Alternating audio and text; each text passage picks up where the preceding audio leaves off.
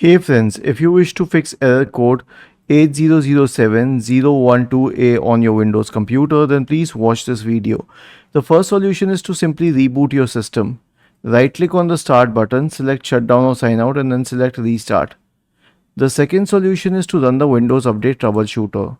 Right click on the start button, select settings from the menu, go to the Windows Update tab on the list on the left hand side, click on check for updates, and if it doesn't work then go to system, scroll down, select troubleshoot, select other troubleshooters and then click on run corresponding to the Windows Update Troubleshooter.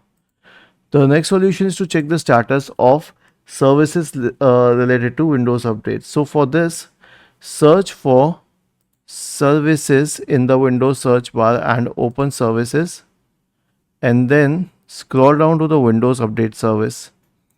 Right click on it and then select start, and if it is already started then select restart. After this you will have to go to the background intelligence transfer service. Again, this list is in alphabetical order so it will be easy for you to find, and then find the background intelligence transfer service, right click on it and select start.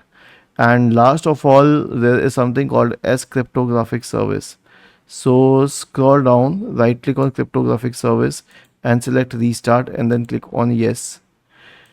The next solution will be to download the updates directly from the Windows Update catalog. So search for Microsoft Update Catalog and hit enter.